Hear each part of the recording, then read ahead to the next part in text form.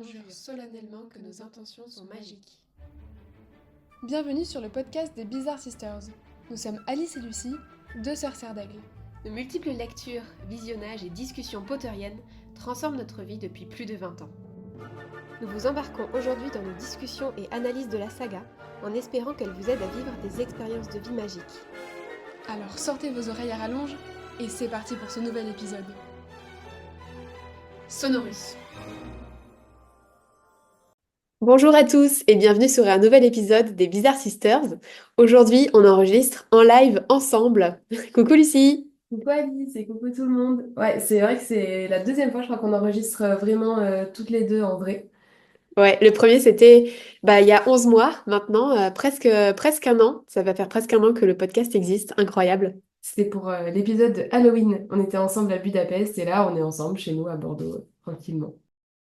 Donc aujourd'hui, on est ravis de vous retrouver pour un nouvel épisode et le personnage qu'on a décidé d'aborder aujourd'hui, c'est le personnage de Lucius Malfoy, le père de notre cher Drago Malfoy. Euh, donc voilà, on va aborder pas mal de thèmes autour de ça. Peut-être déjà, Lucie, je sais que tu as fait des petites recherches. Est-ce que tu pourrais nous parler un peu de l'étymologie du prénom, du nom de ce personnage? Oui, totalement.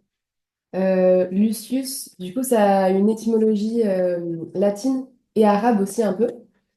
C'est un nom qui a vraiment existé, un prénom qui signifie la lumière, venant du mot lux. C'est comme mon étymologie à moi. Lucie, Lucius, même combat, c'est ça? C'est un peu l'idée. Je suis un peu plus gentille que lui. Enfin bref. Lucius, c'est un prénom qui a été porté par des empereurs ou des politiciens romains, par des saints des églises chrétiennes aussi, des papes.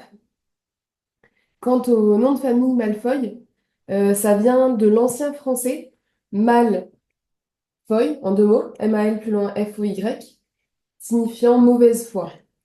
À la base, J.K. Rowling, elle avait envisagé trois autres noms de famille pour les Malfoy. Il y avait Smart, Sphinx et Spungen. Spring, spring, spring. Je sais pas trop comment ça se prononce, mais c'est marrant que du coup, les trois noms qu'elle pensait faire en S, finalement, c'est devenu un M. Ouais.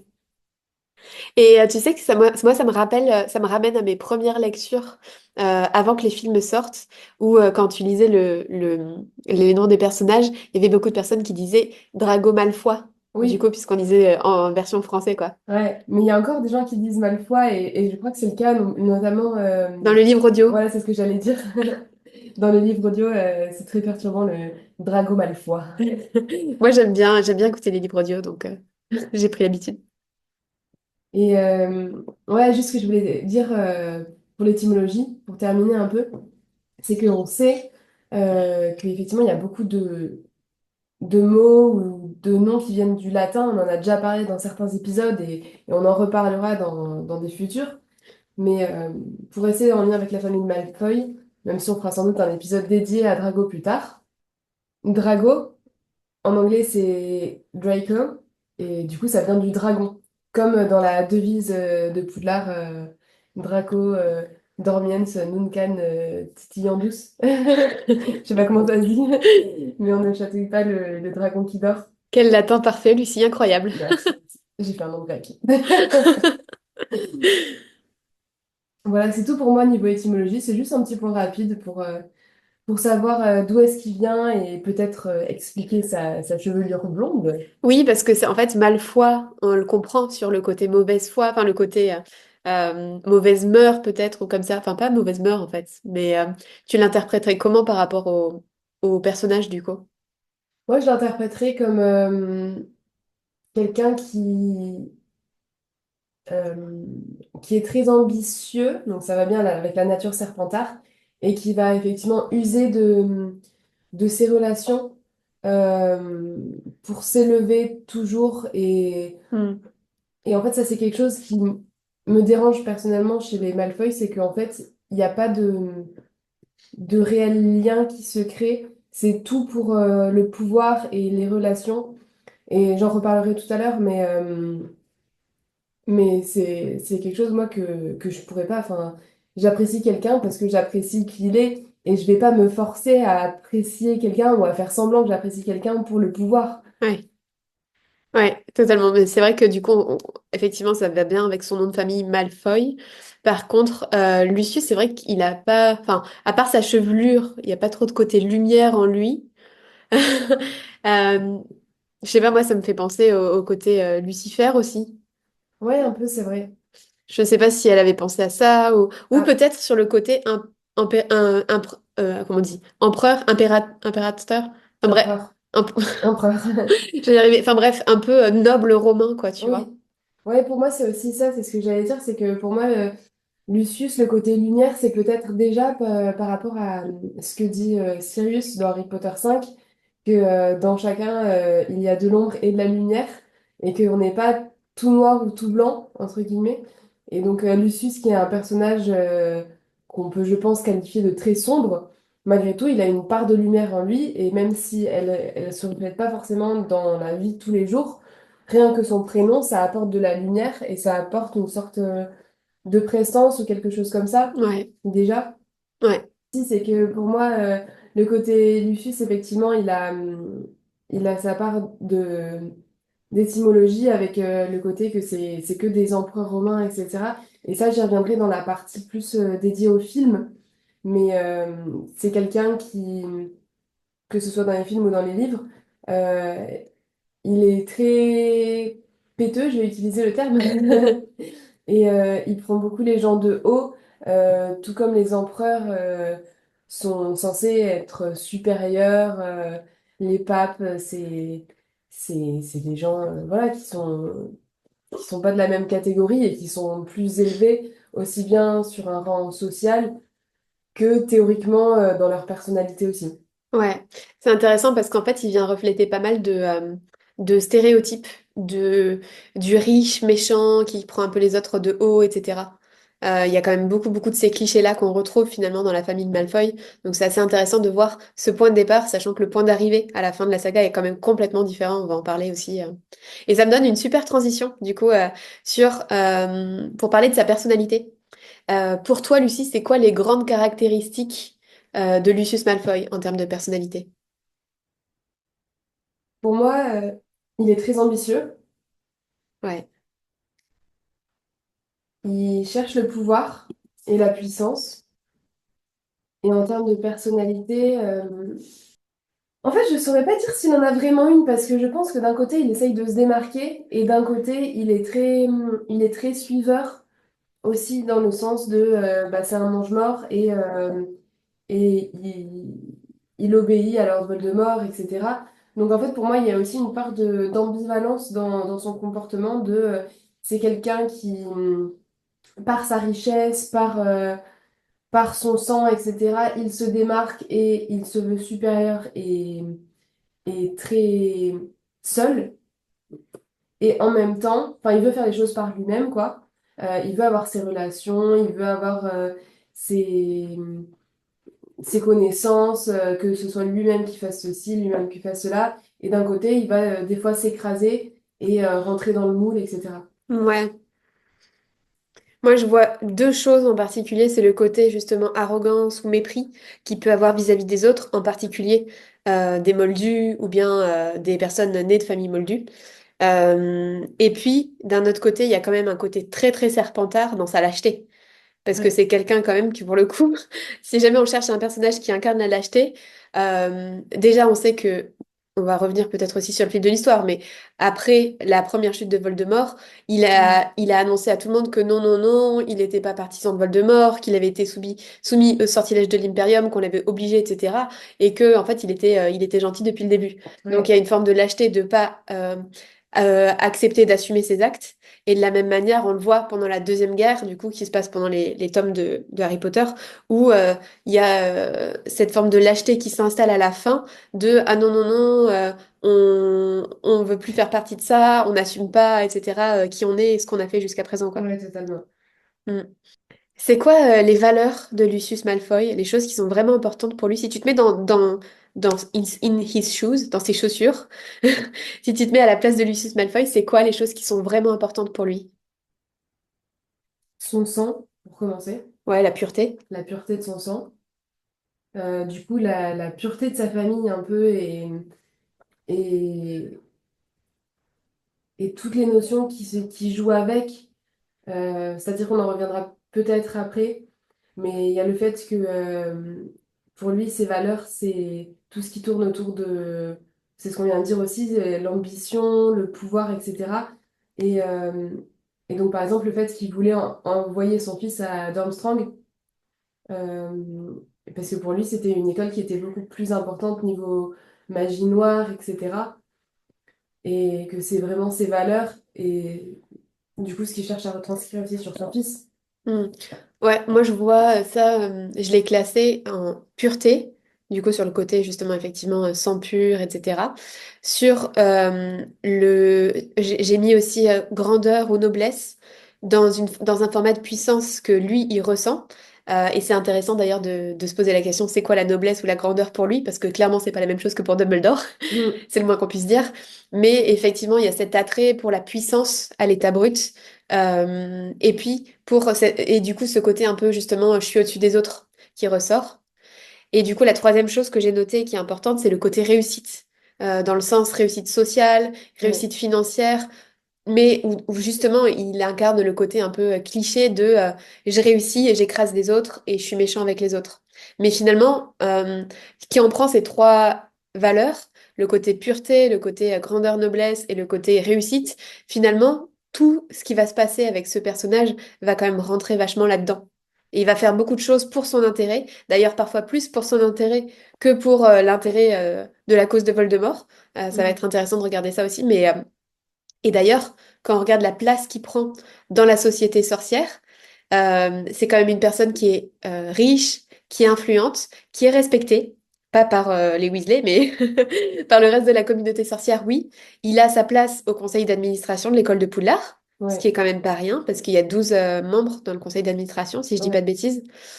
Il est influent au ministère. Moi, je le vois un peu comme une forme de lobby, tu vois, dans le sens où il vient auprès du ministre. On le voit d'ailleurs, il y a Ouais. cette image dans Harry Potter 5 où on le voit dans le film proche du ministre en train de lui chuchoter des trucs, limite à lui donner des sous en direct pour financer. C'est au moment de l'audience de Harry pour ceux qui seraient perdus. Ouais. Et il y a ce rôle en fait dans la politique magique où il vient tout le temps s'infiltrer. Donc en fait, il est quand même dans une forme d'aristocratie, tu vois. Ouais, totalement. Mm. Ouais, je suis totalement d'accord par rapport à sa personnalité. Et, euh, et moi, je voudrais revenir un petit peu sur l'histoire des Malfoy au fil des siècles. Et donc, du coup, ça fait un peu la transition parfaite parce qu'au final, on va se rendre compte que c'était déjà le cas avant pour les autres Malfoy de l'époque, les ancêtres, et que en fait, c'est des traits de personnalité qu'ils ont un peu tous dans le sang. Donc il y a une histoire de famille là-dedans, c'est ça que tu es en train de dire? Exactement. Est-ce que Alice, tu sais pourquoi est-ce que les Malfoy sont riches? Alors je crois que ça doit être le grand-père de Drago Malfoy, donc le père de Lucius Malfoy, si je dis pas de bêtises, qui a créé une potion. Non, pas du tout. Alors moi, j'ai pas ces infos-là, Non, mais mais c'est peut-être dans ma tête. Ah, peut-être que je confonds avec le grand-père de Harry. Je sais plus. Non, vas-y, dis-moi. en gros, moi, j'ai vu que ils sont riches parce qu'ils ont occupé pendant des siècles une place très importante dans la communauté des sorciers de Grande-Bretagne, en accumulant des richesses et aussi une renommée. Tout ça avec leur influence dans le ministère. Donc c'est ce qu'on vient de dire. Mhm. Et en fait, par-dessus ça, il y avait bien avant le ministère de la magie, les Malfoy, les ancêtres, encore une fois, qui ont acquis des biens et des richesses grâce à la famille royale Moldu. Et donc en fait, il y a un ancêtre de Drago, alors on ne sait pas à combien de degrés c'est, mais on a une idée de la date. C'est Armand Malfoy qui est arrivé en Grande-Bretagne avec Guillaume le Conquérant, donc en 1066. Et c'était un membre précieux de l'armée d'invasion normande, apparemment. Il a fourni des services au roi directement, grâce à la magie noire. Et ensuite, il a été récompensé avec un terrain de premier choix qui se situe, où ça? Je sais pas. Il se situe dans le Wiltshire. Ok. Et donc, du coup, ça, on le sait, parce que c'est dans Harry Potter 5, on sait que les Malfoy, leur manoir, c'est le manoir Wiltshire. Ok. Et donc, 10 siècles plus tard, c'est toujours à eux. Donc, ils ont toujours eu cette maison. On voit d'ailleurs que ça, dans le 7 euh, partie 2 dans le film, on voit le manoir Malfoy. Et moi, c'est un lieu que je trouve enfin, incroyable parce il a de la prestance, ce lieu. Hmm. Et j'aime bien comment ils l'ont fait dans les films. Moi, je trouve ça assez hallucinant qu'il ait des pans chez lui. À chaque Ouais, fois, ça me... c'est un petit détail, mais qui a au tout début de Harry Potter 7, et ça m'avait marqué parce que je l'avais lu en anglais, et je connaissais pas le mot pan en anglais, donc j'avais cherché, je comprenais pas ce qu'il disait dans ce tout début de chapitre. Je me disais, mais pourquoi est-ce qu'il a des pans chez lui, Lucius Malfoy? C'est complètement trop bizarre. ouais. Mais tu verras, c'est marrant, on en reparlera au moment du film. Il y a un lien rigolo à faire. Ok. Euh, Donc ouais, voilà, ils ont maintenu cette position avec leur relation continue avec la famille royale moldue au fil des années. Et comme tu le disais, ils sont devenus en fait des aristocrates riches, aussi bien dans la communauté sorcière et moldue. Hmm. Moi, dans mon canon, dans ma tête, Malfoy, ça vient quand même de l'ancien français, Malfoy, et il y a un lien, la devise de la famille royale, c'est une devise en français, si je dis pas de bêtises, de la famille royale anglaise. Oui, Et en fait, moi, je m'imagine bien des ancêtres lointains des Malfoy qui viennent de l'aristocratie française. C'est ça que j'imagine dans ma tête. ouais. Bah, du coup, c'est un peu ça, vu qu'il est arrivé avec Guillaume le Conquérant en Grande-Bretagne. Ok, Du coup, j'imagine, puisque Guillaume le Conquérant, c'était un Français, si je dis pas de bêtises.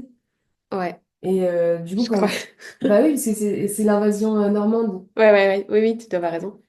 Du coup, pour moi, c'est ça, c'est un lien avec la famille française à la base. Hmm.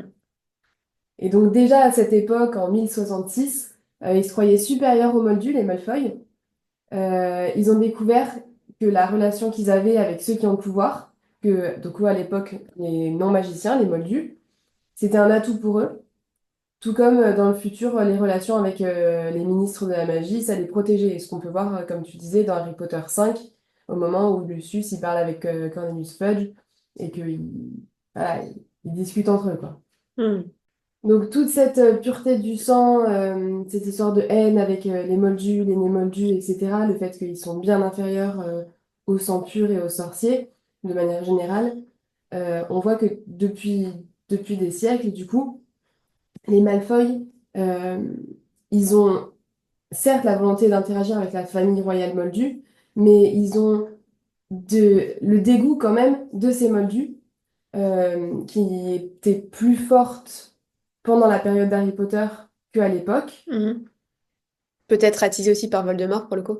Voilà. Et en fait, justement, apparemment, tout a changé avec la loi du statut international du secret. Je ne sais pas si tu sais ce que c'est.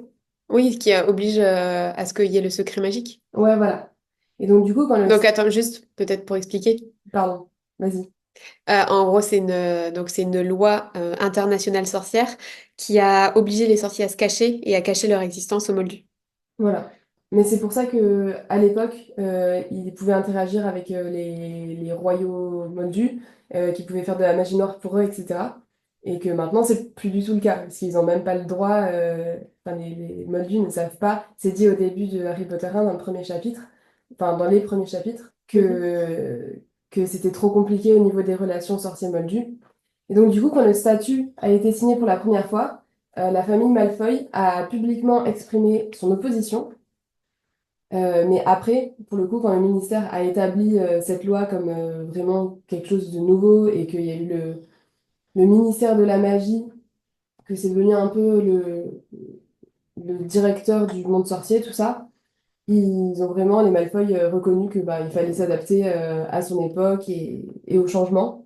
Et de toute façon, ils savaient très bien que s'ils continuaient de lutter contre la loi du secret, en fait, ils s'opposaient à ceux qui ont le pouvoir et que du coup, c'était néfaste pour leur relation. Ouais, donc c'est vraiment toujours se faire bien voir et être dans de bonnes relations. C'est ça. Et du coup, ça revient à ce qu'on disait tout à l'heure, que l'ambition des Malfoy, elle n'a jamais cessé de croître et qu'elle croît toujours et qu'ils cherchent toujours à s'élever plus haut tout le temps.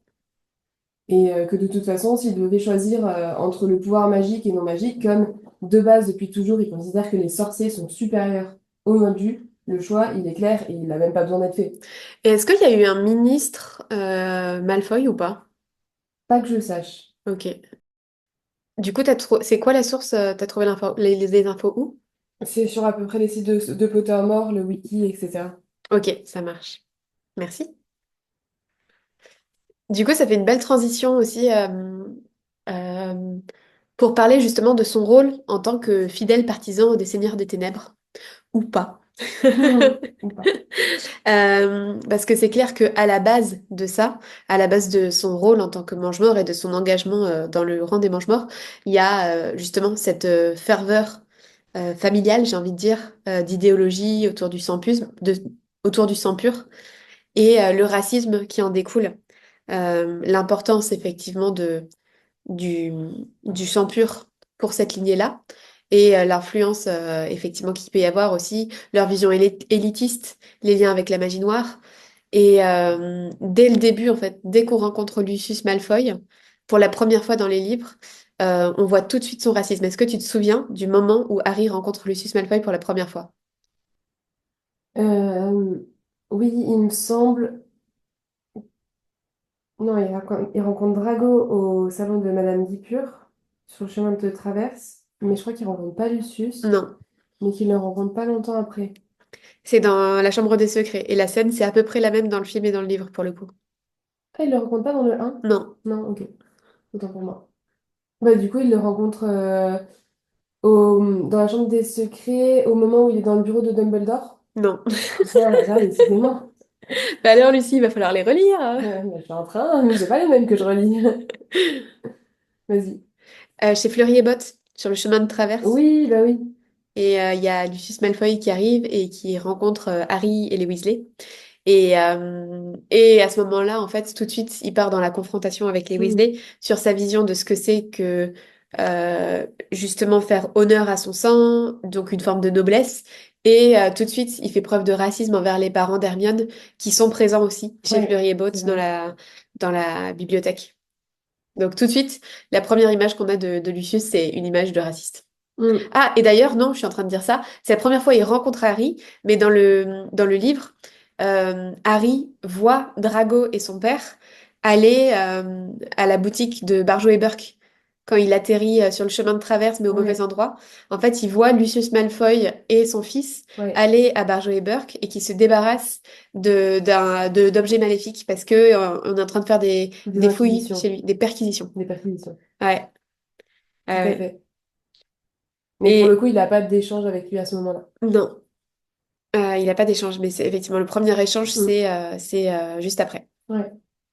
Et en fait, toute cette idéologie sans pure, finalement, moi je trouve que c'est hyper intéressant parce que ça vient vraiment montrer à quel point l'environnement, le conditionnement qu'on peut avoir par les croyances et les habitudes et les valeurs familiales, en fait, viennent nous transformer.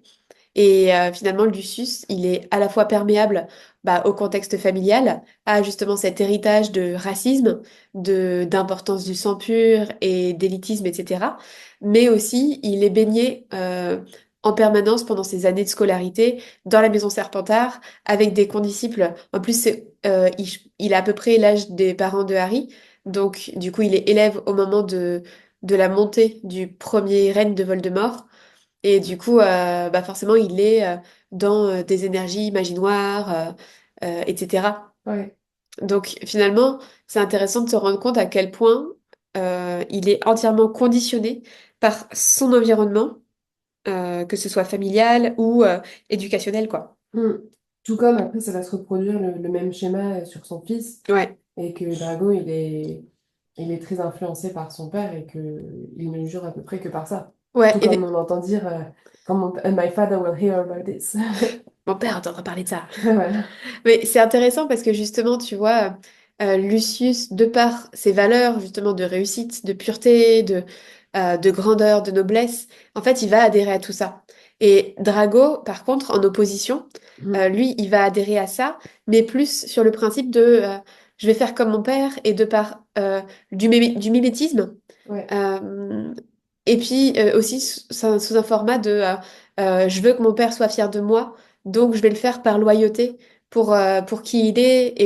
Et voilà, alors qu'en fait, finalement, fondamentalement, quand il arrive à devoir passer à l'acte, de devoir faire des actes de mange-mort, de devoir tuer Dumbledore, en fait, il se rend compte que non, c'est pas lui, qu'il est pas OK avec ça, et qu'il est bloqué.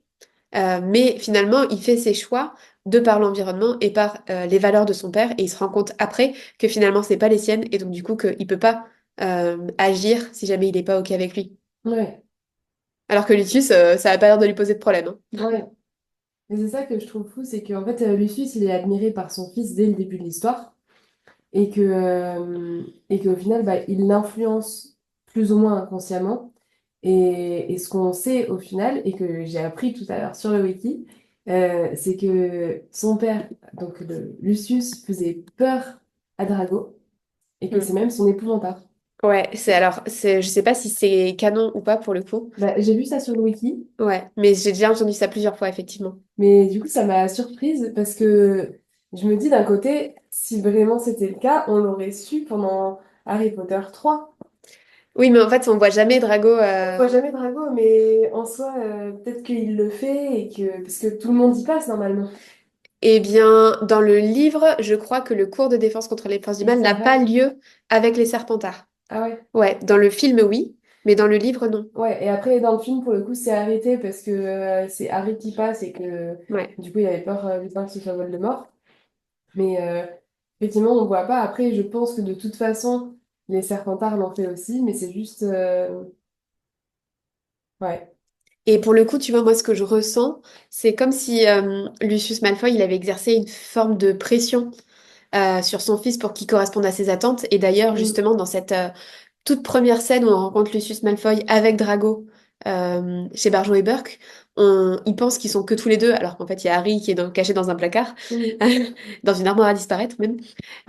Mais en fait, quand on les entend interagir tous les deux, il y a une forme de, de fierté de Lucius Malfoy d'avoir un fils, mais du coup d'attendre qu'il se conforme à ses exigences et qu'il soit le meilleur et que c'est pas normal qu'une Sandbourbe soit meilleure que lui à l'école et Oui. qu'il devrait être dans l'équipe de Serpentard pour le rendre fier, etc. Il y a comme une forme de je veux que tu sois parfait, mon fils, qui Ouais. s'installe en fait de la part de Lucius Malfoy et qui est terrible parce que du coup, forcément, ben oui, il est quand même assez impressionnant. Moi, j'aimerais pas l'avoir comme père, perso. Non. Et du coup, ça vient créer aussi ben, ce conditionnement de la part de Drago de pour être aimé de mes parents, il faut que je sois comme ça et il faut que je fasse plaisir à mon père dans qui je suis, quoi. Mm. Et moi, juste, je me pose une question, mais ça revient à un épisode, je sais plus lequel c'est, 7 ou 8, je crois qu'on avait fait sur les épouvantards, non, 3 épisode 3. Oui, trois. Épisode 3, voilà. Qu'on avait fait sur l'épouvantair. C'est la question de est-ce que l'épouvantard change? Et dans ce cas, pour moi, dans Harry Potter 3, Drago, il n'a pas forcément conscience encore que son père, enfin son épouvantard, c'est son père, alors que je pense qu'il s'en rend plus compte après. Ah, moi, je pense pas que ça soit un problème qu'il en ait pas conscience. Parce que le propre de l'épouvantard, c'est vraiment d'être en lien justement avec l'inconscient de la personne. Oui, mais pour autant, je pense que dans le début, il y a vraiment ce côté admiration pure et dure, alors que par la suite, il est beaucoup plus, il a un côté beaucoup plus craintif. C'est-à-dire que, enfin, peut-être que je me trompe, mais il me semble que tous les trucs quand mon père va entendre parler de ça, euh, ça commence dès le début, sauf que c'est plus un peu justement une fierté, alors qu'après, ils le disent plus par crainte. Mais est-ce que tu peux pas à la fois avoir de l'admiration pour quelqu'un et le craindre? Regarde, c'est un peu le cas entre Lucius et Voldemort. À mon avis, il est à la fois dans l'admiration et dans la crainte, non? Oui, ouais, je sais pas. Bref. Bref. Par rapport à son rôle de mange-mort, justement, est-ce que tu sais quand est-ce qu'il a été embarqué en tant que mange-mort? Alors, je sais pas quand exactement, mais je pense que c'est assez tôt. De toute façon, dès la Première Guerre, évidemment. Hmm. Euh, mais assez tôt, je dirais.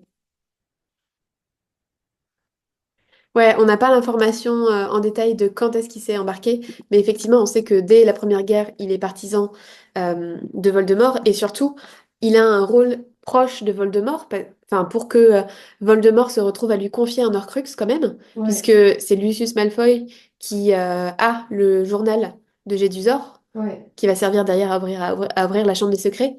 C'est que pour que Voldemort lui fasse confiance au point de lui confier un Horcrux, c'est qu'il y a quand même une proximité et qu'il il incarne vraiment ce mange-mort fidèle, engagé, loyal envers Voldemort pendant cette première guerre. Mm. Et après, justement, moi, ça me pose la question, Lucille, pour toi, est-ce que il est vraiment fidèle à Voldemort? Bah, c'est la question que je me pose aussi, c'est-à-dire que pour moi, c'est un peu comme Queue de Verre dans le sens où il le craint énormément. Euh, que c'est pareil, c'est pas comme les Lestrange où il a su se montrer fidèle même quand il n'était plus là. Euh, mais c'est vrai que moi, je me suis toujours posé la question de pourquoi est-ce qu'il a fait revenir le journal de Tom Jedusor alors que Voldemort n'était plus là et que est-ce qu'il savait vraiment ce qu'il y avait dans le journal? Ouais, non. Pourquoi est-ce qu'il l'a donné à Ginny? Enfin, moi, ça soulève plein de questions auxquelles je n'ai pas de réponse. Alors, je crois qu'il y a des réponses dans, si je dis pas de bêtises, dans Harry Potter 6, il me semble, à ce sujet. Parce que ce qu'on sait, c'est que Voldemort avait confié le journal en disant que c'était quelque chose d'important pour lui. D'ailleurs, on parle d'anciennes fournitures scolaires. Donc, je sais pas s'il y a que le journal ou s'il y a d'autres choses. Mais en tout cas, Lucius Malfoy ne savait pas que c'était un Horcrux. Mm. Mais il savait que c'était une affaire de Voldemort et il savait que c'était quelque chose qui pouvait euh, ouvrir la chambre des secrets et déclencher des problèmes. Et au moment, pour moi, c'est sûr que quand Voldemort a disparu, il a pensé qu'il était vraiment mort, qu'il était vraiment fini. Et du coup, pour moi, il y a cette forme de lâcheté qui arrive à ce moment-là, de dire non, non, en fait, j'ai été soumis au sortilège de l'Imperium, je suis pas méchant. Ouais, Mais du coup, de se dire, au moment où il y a des perquisitions, où on vient enquêter sur ce qui se passe chez lui, etc., euh, de, euh, de dire, je me débarrasse des preuves compromettantes. De toute manière, Voldemort, il s'est barré, il est plus ouais, là, donc je vais me débarrasser des anciennes affaires, parce que franchement, ça serait pas cool de retrouver ça, quoi. Et je pense que c'est plus, tu vois, ça qu'autre chose. Et sachant, il savait que c'était quelque chose qui pouvait causer des problèmes, donc il s'est dit, tant qu'à faire, autant que ça cause des problèmes aux Weasley. Moi, je le vois plus comme ça. ok. En tout cas, pour moi, euh, Lucius Malfoy, il est avant tout fidèle à ses propres intérêts plus qu'à Voldemort. Et son intérêt, finalement, c'est un peu comme Peter Pettigrew, tu vois. Il se met du côté du plus fort, de la personne où il y a ses valeurs qui sont mises en avant, etc., et qui vient résonner avec ses valeurs. Mais pour moi, il est avant tout fidèle à ses propres intérêts parce que quand les choses tournent Mm. mal pour Voldemort, eh ben, systématiquement, Lui et il sa se choisit famille. lui et sa famille. Donc finalement, il a quand même la valeur famille aussi très forte. Et, et du coup, ça permet aussi d'évoquer justement ce côté déchéance de Lucius Malfoy qui arrive petit à petit, puisque au départ, il a ce côté euh, aristocrate, proche de Voldemort, méchant, florissant, etc. Et puis petit à petit, ça décrépit, on va dire, la Mm. situation pour lui. Est-ce que tu te souviens du point d'origine de pourquoi est-ce qu'il y a cette déchéance qui s'installe? Et quand? Pour moi, c'est à partir du retour de Voldemort. À peu près, justement, quand il revient au moment du cimetière, etc., où, où Voldemort est justement très déçu de Lucius en lui disant t'as même pas cherché à revenir, etc. C'est le cas de tous ceux qui sont au cimetière à ce moment-là. Mais je crois qu'il est particulièrement déçu par Lucius, qui était censé être un très fidèle serviteur avant. Euh, et ensuite, pareil, dans la cinquième année de Harry Potter, euh, il continue à le décevoir et c'est pour ça qu'au final, il va à Azkaban. Ouais, c'est un petit raccourci, mais en fait, je pense que euh, il dit à un moment d'ailleurs qu'il a été obligé de pardonner aux mange-morts qui l'ont pas, enfin qui ont pas cru en le fait qu'il allait revenir, etc. Parce que bah finalement, Mm. c'est ceux qui étaient là quand il arrivait quoi. Donc oui, il a été déçu, mais par contre, c'est quand même à Lucius Malfoy qui va confier l'expédition au ministère pour aller chercher la prophétie, pour aller Oui, chercher Harry. oui, Et c'est en ça. fait, Et Lucius ils n'ont pas garde, réussi. c'est ça. Lucius garde ce rôle de De leader à leader, ce ouais. moment-là. Et effectivement, Bah, effectivement, comme il n'a pas réussi à avoir la prophétie, il échoue un peu lamentablement, entre guillemets. Bah, au final, pareil, Voldemort est extrêmement déçu et je sais plus par quel raccourci, mais il finit Bah, assez horrible. concrètement, l'ordre du Phénix va stupéfier et empêcher de transplaner les mange-morts qui restent, notamment Lucius Malfoy, Ouais, qui est envoyé à Azkaban. Et du coup, Voldemort le laisse pourrir un petit peu à Azkaban avant d'aller faire une évasion. ouais. Nice, nice, nice. Et donc, du coup, donc, ça, c'est l'origine de cette déchéance. Et les conséquences qu'il y a derrière, tu te souviens un peu? Qu'est-ce qui va se passer?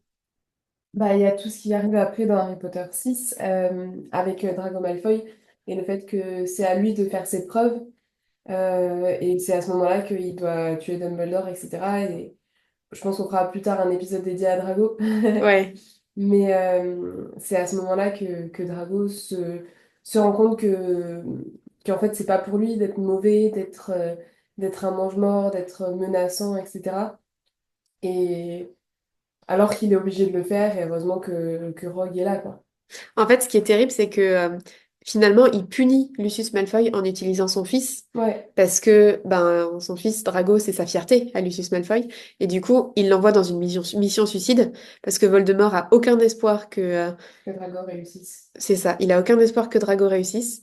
Et du coup, clairement, c'est tu fais ça ou je te tue, quoi. Ouais. Donc en gros, c'est juste euh,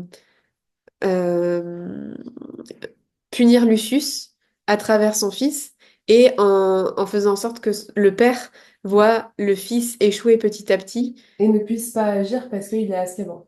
Ouais, je me demande s'il n'est pas libéré à un moment dans le 6, mais bon, dans tous les cas, Je il crois peut que pas c'est faire vers la fin grand-chose. du 6. Je sais plus. Mais c'est terrible, en fait. C'est terrible. Mm. Mm. Du coup, pour reprendre un peu dans l'ordre, on a déjà beaucoup parlé de choses, mais euh, pour reprendre livre par livre et film par livre, Film film, par film. film par livre, tout va bien. Après, on se demande si je préfère les films ou les livres. Un peu justement, ce qu'on sait sur Lucius et ce qui se passe au fur et à mesure, son rôle dans l'intrigue. Donc, comme on a dit, la première rencontre, c'est dans la Chambre des Secrets. Est-ce que tu peux nous résumer un peu le rôle de Lucius Malfoy dans la Chambre des Secrets? Bah, effectivement, il le rencontre chez Fleury et Bot, voilà. Au moment des achats des livres, etc. Où ça dérape avec Arthur Weasley et qu'ils partent en bagarre. Ensuite, on le revoit réellement à la fin du 2, au moment où il va dans le bureau de Dumbledore et que... Non, on le revoit avant ça même. On le revoit au moment où Cornelius Fudge euh, vire Dumbledore. Euh, Parce que justement, Lucius est l'un des 12 membres Du de, conseil d'administration de Poudlard. voilà, du conseil d'administration de Poudlard. Et que, en gros, ils disent qu'ils ont les 12 signatures pour le faire virer, alors qu'en réalité, on sait que c'est Lucius qui a un peu organisé le truc pour faire pression et pour le virer. Et on le revoit à la fin du 2 quand Dumbledore est remis en fonction parce que tous les autres membres du conseil d'organisation voulaient son retour et tous les parents voulaient son retour. Donc Lucius est un peu désabusé, Ouais, on peut dire ça. oui. Et, et c'est à ce moment-là, après que Harry va le voir, qu'il apprend donc que Dobby est son elfe de maison et qu'il va réussir à faire libérer Dobby. À ce moment-là, Lucius veut tuer Harry Potter, ce que Dobby l'empêche de faire. Il se retrouve sans elfe de maison. Enfin, il veut tuer Harry Potter dans le Dans livre, le ça se passe film. pas comme ça, hein. Dans le film. Parce que ça, c'est un peu du n'importe quoi quand même. En vrai, moi, je la trouve marrant, cette série. Et en fait, ce qui est assez incroyable, c'est que dans ce deuxième tome, Lucius Malfoy, c'est le personnage de l'ombre qui a œuvré en secret pour tout ce qui se passe dans l'intrigue. Parce que dès le deuxième chapitre et dès le tout début du film, il y a Dobby qui vient voir Harry pour prévenir qu'il y a un complot. Et en Mm. fait, Dobby, bah, c'est l'elfe de maison de Lucius Malfoy. Donc Dobby vient prévenir que plus ou moins les Malfoy font un truc louche. Ouais. Derrière, c'est à cause de Lucius Malfoy que Ginny va voir le journal qui va déclencher l'ouverture de la Chambre des Secrets. Donc finalement, c'est à cause de Lucius Malfoy que la Chambre des Secrets est ouverte. Et que Ginny passe une sale année. Voilà. Et à la fin, il essaie de nuire à Dumbledore en le renvoyant de son rôle de directeur. Et finalement, à la fin, il se retrouve sans être de maison avec Dumbledore qui est revenu Ouais. et la chambre de secret qui est fermée. Ouais. Euh, ouais. Du coup, dans Harry Potter 3, il se passe pas grand-chose en lien avec Lucius, mis à part encore Drago qui dit que son père sera au courant, notamment pour l'hippogriffe. Et puis que son père lui envoie des colis de bonbons. Voilà. C'est vrai qu'il y a l'histoire de l'hippogriffe quand même dans le 3. Ouais, Que Lucius Malfoy va faire le procès à Hagrid et compagnie. ouais, c'est lui et qui va faire arriver McNair pour essayer de tuer Buck qui réussit une fois, mais que finalement, avec le retourneur de temps, il n'est pas tué. Quelle ordure quand même. Ouais. Dans Harry Potter 4, du coup, bah, on le voit surtout. Non, on le voit un peu au début, au moment Ouais, de la Coupe du Monde de Quidditch. Et on sait qu'il fait partie des Mange-Morts, sans doute, euh, qui paradent autour du camping. ouais, qui viennent semer la zizanie et Voilà. torturer un peu des moldus. Pas torturer, mais Mm, humilier des moldus. ouais. Mm. Notamment le directeur du camping, je crois. Ouais, Et ensuite, on le revoit du coup à la fin du 4 dans le cimetière. C'est à ce moment-là que Harry apprend officiellement que Lucius est un mange-mort. ouais. Voilà, et puis après, donc dans le cinquième tome, euh, on le revoit à la fin du cinquième tome avec la bataille de Poudlard. N'importe quoi. Avec la bataille du ministère, où effectivement Harry se retrouve de nouveau face au Mange-Morts, à Lucius Malfoy et les autres. Derrière, il se fait emprisonner. Dans Harry Potter 6, du coup, Drago est utilisé pour punir Lucius Malfoy, mais on le voit pas, si je dis pas de bêtises, Lucius. Je crois pas. Il se retrouve hors d'Azkaban, je ne sais pas trop quand, mais du Mm. coup, au début du 7, le premier chapitre du 7 s'ouvre sur une réunion de mange-morts au manoir Malfoy, Ouais, puisque finalement, la déchéance continue. Après l'enfermement à Azkaban, après la punition de Drago, qui échoue d'ailleurs, qui n'arrive pas à tuer Dumbledore et qui a dû bien se faire torturer, à mon avis, avec cet échec, même si c'est Rogue qui l'a fait. Voldemort continue à humilier les Malfoy, à utiliser du coup leur maison comme quartier général. Et à ce moment-là, il y a quelque chose qui est très très humiliant pour Lucius Malfoy qui se passe. Est-ce que tu te souviens quoi? dans le 7. Ouais, au tout début. Oui, le moment de la baguette. Ouais. Et justement, je voulais en parler tout à l'heure après de la baguette de Lucius Malfoy. À ce moment-là, Lucius Malfoy va se retrouver privé de sa baguette, ce qui est une énorme humiliation pour un sorcier quand même de se retrouver sans baguette. Mm. Et c'est Voldemort qui décide de lui prendre sa baguette pour l'utiliser contre Harry. Ouais, parce qu'effectivement, le fait qu'elles aient une plume de phénix, toutes les deux, la baguette de Harry et de Voldemort, fait qu'ils ne peuvent pas se faire plus que se blesser. Et donc, du coup, il lui faut une baguette de quelqu'un d'autre. Or, il veut que ce soit lui, Voldemort, qui le fasse lui-même. Pour une fois, il veut bien salir les mains vu que c'est Harry. Et donc, du coup, il emprunte la baguette de Lucius. Mm. Et moi, je voulais parler de cette baguette qui est incroyable. C'est une canne, en tout cas dans les films. Et cette canne, c'est l'idée de l'acteur de Lucius Malfoy. Ah, Et en gros, c'est donc l'acteur Jason Isaacs qui voulait mettre une canne pour mettre en valeur sa noblesse, sa supériorité. j'adore. On y revient. Et, euh, et sinon, à la base, dans les films, dans les livres, pardon, c'est juste une baguette. Sauf que là, dans les films, c'est une canne carrément qui est trop stylée, avec en plus une tête de serpent qui est magnifique. Et c'est une baguette pour information qui est en or, mais qui a un ventricule de dragon, comme on le sait, du coup, dans En les... norme? Ouais, Ok, j'avais compris en or. alors, en orme. Et voilà. Et donc du coup, si je dis pas de bêtises, la baguette de Lucius est cassée lorsque Voldemort essaie d'attaquer Harry pendant le chapitre des Sept Potters, là. Ouais, elle se fait détruire par Harry pendant la bataille des Sept Potters. Ouais. Donc, plus de baguette. Donc, je sais pas d'ailleurs s'il retrouve une baguette ou pas. Peut-être, puisque Ollivander est emprisonné dans le manoir Malfoy pendant tout Harry Potter 7. Donc, peut-être. On n'a pas l'info. On n'a pas l'info, ouais. Par contre, il y a encore autre chose qui fait que, ils sont encore plus punis et encore plus mal vus par Voldemort dans la suite de Harry Potter 7. Est-ce que tu te souviens? Oui, le fait que, du coup, il ne participe pas à la bataille de Poudlard. Avant. Il y a quand même tout un chapitre où on les revoit chez eux. Vas-y. Ben, quand ils se font emprisonner au manoir Malfoy. quand ils se font capturer par des rafleurs, Harry, Ron et Oui. Hermione, et qui se retrouvent identifiés, et que du coup, on a compris que c'est Harry Potter, donc on l'amène chez les Malfoy pour que Voldemort vienne vérifier, enfin, pour le livrer à Voldemort. Et là, c'est la catastrophe. C'est la catastrophe parce que Bellatrix est persuadée qu'ils sont allés dans sa chambre forte à Gringotts pour voler l'épée. Donc, elle veut vérifier si c'est le cas ou pas. Finalement, c'est pas le cas à ce moment-là. Et surtout, ben, ils arrivent à s'enfuir alors que Voldemort a été appelé. Donc, on peut imaginer la punition derrière de savoir que pour Voldemort, de savoir que les Malfoy avaient Harry et qu'ils l'ont laissé filer. Mm. Donc là, à mon avis, c'est juste la déchéance encore plus pour eux. Et après, il y a un troisième événement qui est encore plus grave. Déjà, on sait à ce moment-là que même Bellatrix est associée à l'échec. Elle a perdu sa baguette, elle s'est fait voler sa baguette par Hermione, enfin par Harry. Mm. Et on sait qu'après, elle a plus le droit normalement de sortir du manoir Malfoy. Qu'elle est, je sais pas si tu te souviens de Je me ça. rappelle pas de ça. Et on l'apprend justement au moment où Hermione se transforme en Bellatrix.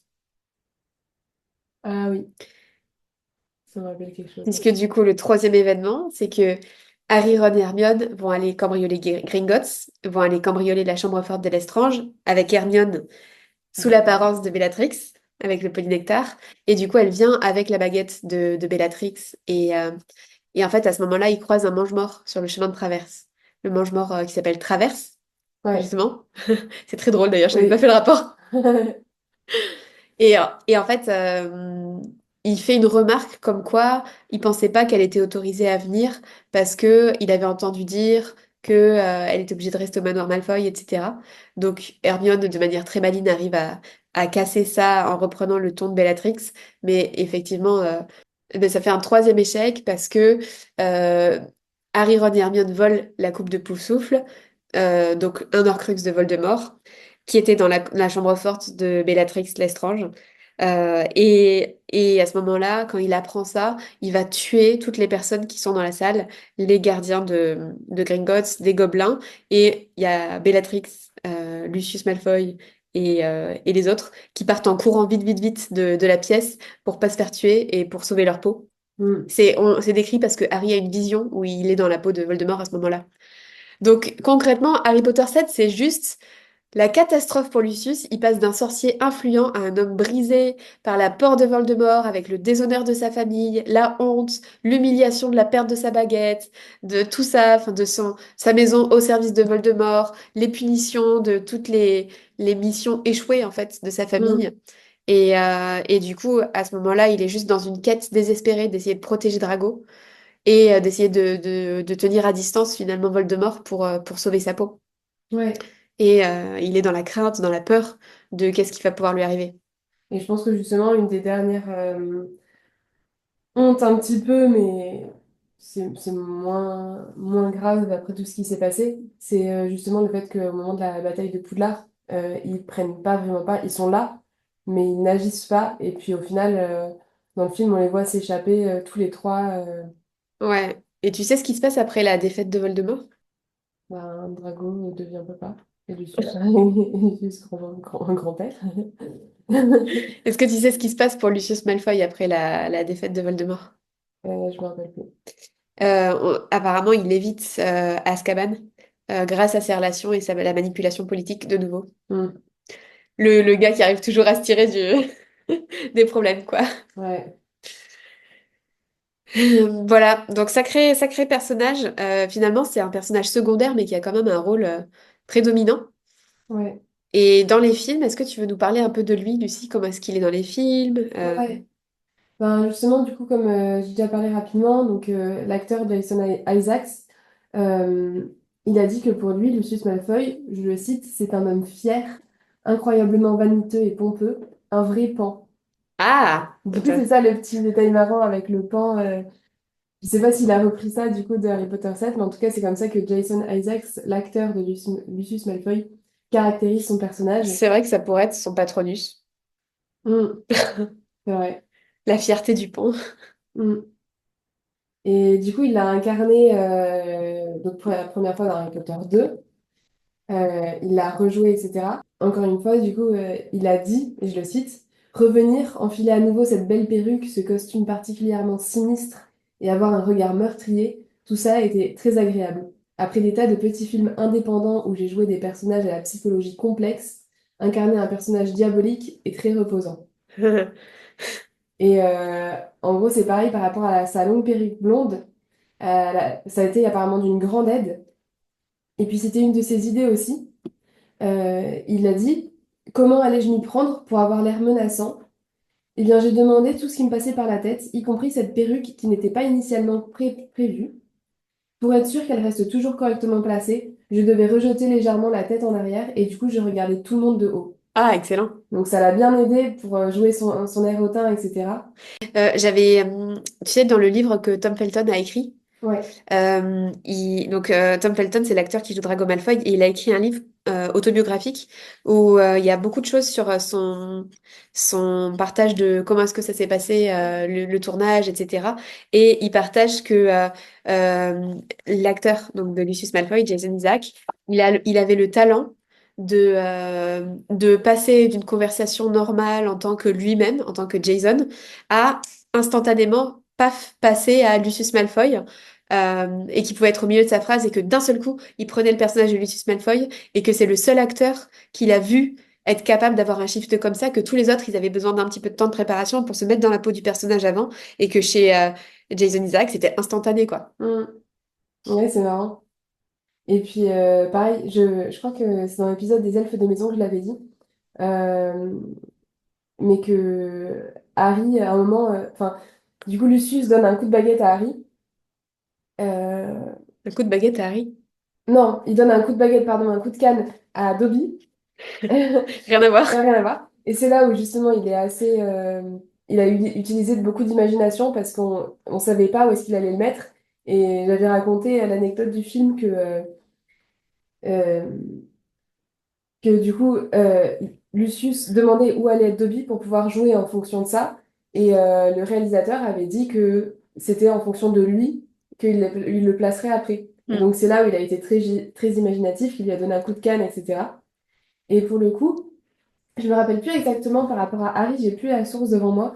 Mais je crois qu'à un moment, soit il l'a blessé très, très légèrement, il l'a poussé ou quelque chose comme ça, ou alors il lui a mal parlé. Et parce que c'était le but du personnage. Et que juste après, dès que c'était coupé, il est allé vers lui, il a dit, je suis vraiment désolé, est-ce que tout va bien?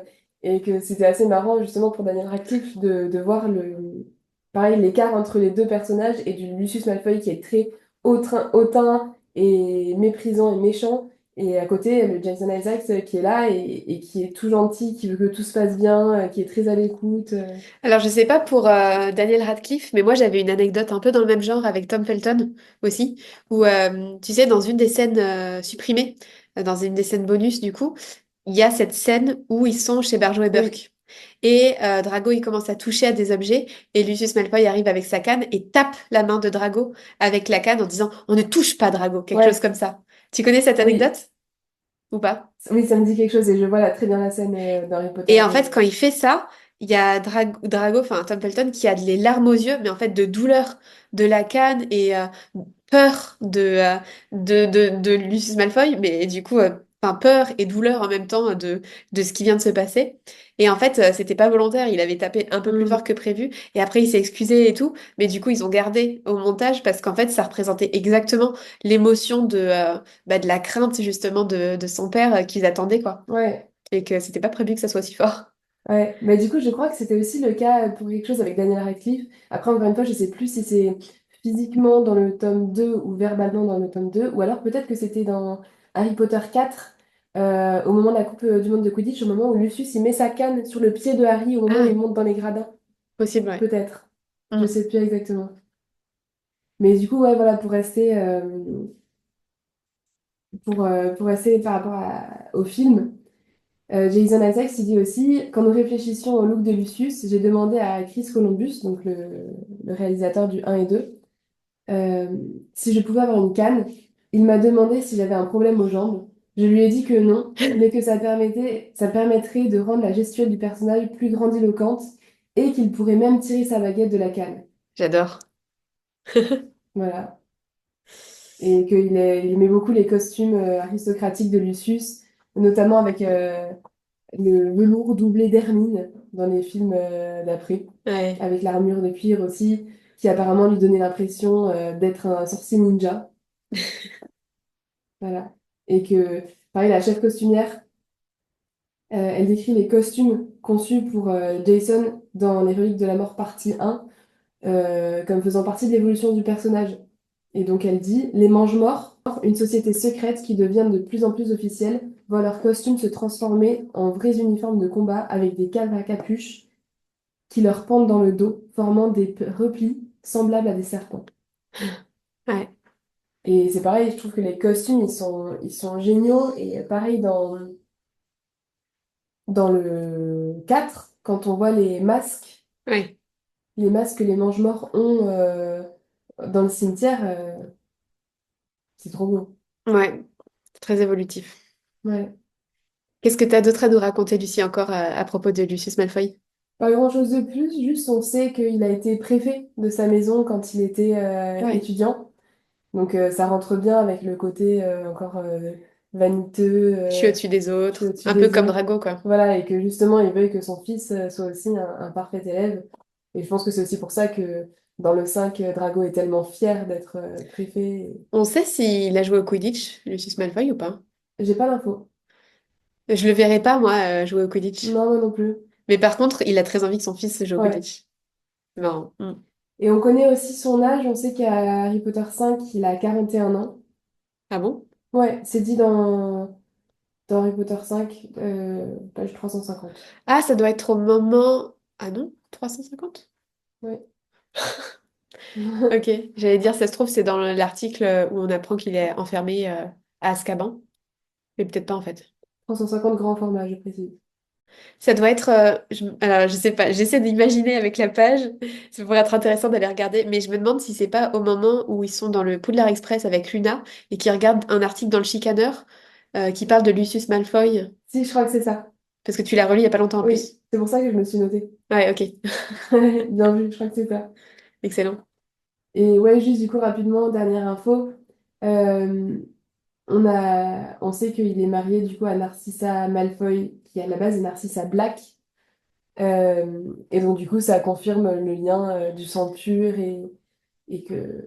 Voilà. Bah, il se marie entre sang pur, quoi. Voilà. Hmm. Ok, super. J'avais envie de te proposer une petite rubrique pour cette fin d'épisode. Ça fait plusieurs fois qu'on fait des portraits de personnages et je pense qu'on va en faire d'autres, très probablement, Oui. vu qu'on aime bien ça. Du coup, pour les épisodes avec portrait de personnages, j'ai envie de te proposer qu'on trouve une forme de sous-titre un peu au personnage. Genre, par exemple, Luna Lovegood, la loufoque assumée. Tu vois? Ouais. On l'a pas fait pour Luna, mais voilà, je le fais maintenant. Un retardement. Euh, du coup, toi, tu mettrais quoi comme sous-titre à Lucius Malfoy et pourquoi? Un peu comme un titre de journal, tu vois. Ouais. Alors, je pense que c'est pas dans la même idée que ce que toi tu vas proposer. Euh, mais c'est plus comme un article de la Gazette du Sorcier. Lucius Malfoy a-t-il réellement du pouvoir? Hmm, intéressant. En fait, c'est ça, on peut faire des titres de journaux en mode on Ouais, fait la biographie d'un personnage comme Vie et mensonges de Albus ouais. Dumbledore, mais pour Lucius Malfoy. Allez. Et Ok. pour toi, ce serait quoi? Moi, ça serait Lucius Malfoy, de figure inspirante à aristocrate déchu. Ah, c'est pas mal, j'aime bien. Parce qu'en fait, il incarne totalement la chute de l'aristocratie des sangs purs Ouais, avec bah, la défaite de Voldemort et tout, quoi. totalement. Ah, c'est pas mal.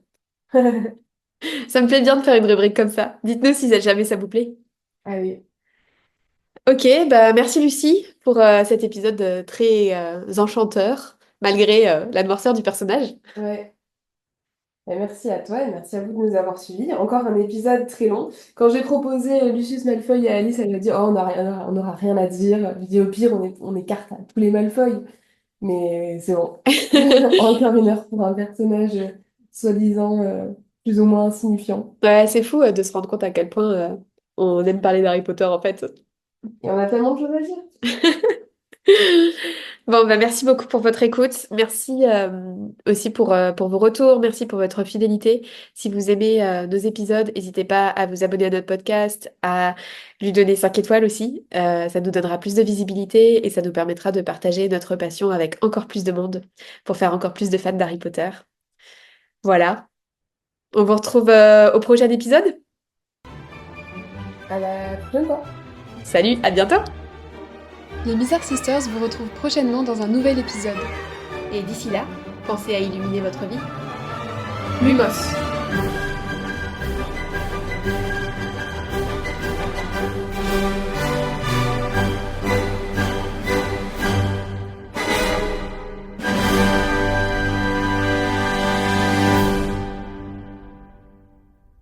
Enchantement accompli.